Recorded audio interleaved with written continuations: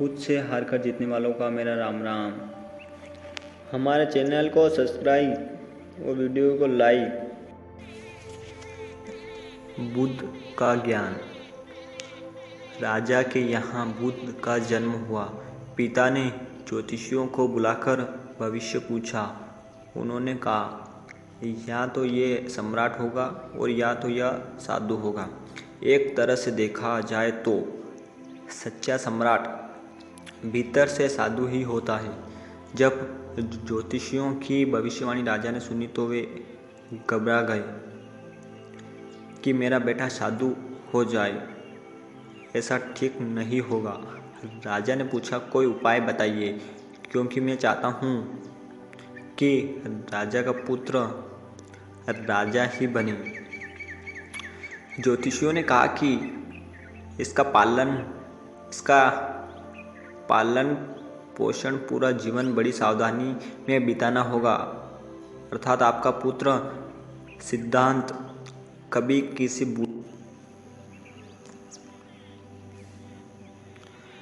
राजा सुधोधन ने अपने पुत्र सिद्धांत के लिए बढ़िया से बढ़िया बड़े बड़े महल, अच्छे से अच्छा भोजन, दास दासियाँ और खाने पीने के सामान आदि यो वस्तुओं के ढेर लगा दिए।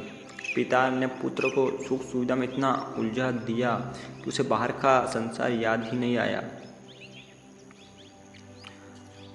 राजा सुधोधन ने बिल्कुल पक्की व्यवस्था कर रखी। उनका पुत्र सिद्धांत जीवन में कभी भी वृद्ध, बीमार और मृतक व्यक्ति को ना देख सके, क्योंकि वे अपने पुत्र को खोना नहीं चाहते थे। और उनके जवान होने पर एक सुंदर कन्या यशोधरा से उनका विवाह हो गया। विवाह हो जाने पर सुधोधन की आधी चिंता मिट गई। अब तो शादी हो गई, अब कहाँ जाएगा? अब तो मेरा पुत्र बंधन में बंध गया। अब 1 वर्ष बाद बेटे का भी जन्म हो गया। उसका नाम राहुल रखा गया। अब राजा सुधोधन को बिल्कुल पक्का विश्वास हो गया कि अब यह कहीं नहीं जा सकता। एक दिन सिद्धांत ने कहा कि पिताजी, आज तक मैंने कभी अपनी राजधानी नहीं देखी, आपकी आज्ञा हो तो आज देखाऊं? राजा ने कहा, हाँ, अवश्य जाओ, अपना शहर देखकर आओ। एक सारथी को भी साथ में भेजा गया कि जाओ, राजकुमार को राजधानी घुमा फिरा कर लाओ। फिर भी राजा ने चौक चौपन इंतजार कर रखा था कि कहीं चूक न हो जाए। सिद्धांत के लिए राजधानी के प्रमुख मार्ग खूब सजाए गए, पर घूमते घूमते सिद्धांत ने थोड़ा उल्टा मार्ग ले लिया।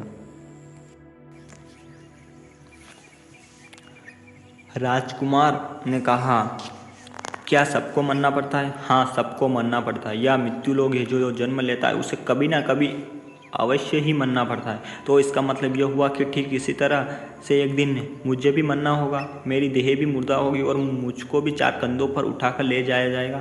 फिर मुझको भी ऐसे ही रस्सियों से बांधा जाएगा। मेरी भी आगे पीछे घर के सदस्य रोएंगे, तड़पेंगे और जिस संसार को मैंने इकट्ठा किया वह सारा का सारा मुझसे छूट जाएगा। इसका मतलब यह हुआ कि क्या एक दिन मैं भी मर जाऊंगा? क्या एक दिन मेरी पत्नी यशोधरा भी मर जाएगी? क्या एक दिन मेरा राहुल भी मर जाएगा? सारथी ने कहा, हाँ राजकुमार, एक दिन मैं भी मरूंगा, आप भी मरेंगे। उस रात सिद्धांत सो ना सके। सोचने लगे कि क्या ये संसार में इतना दुख है, रोग है, बुढ़ापा है, और ऐसे में मैं खा पी कर कैसे जी सकता हूँ?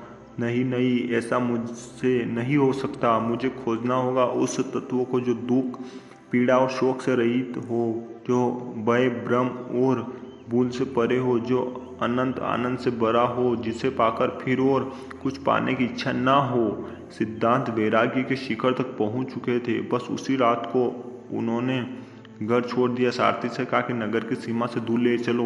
नगर के बाहर पहुंचकर सारथी को लौटा दिया।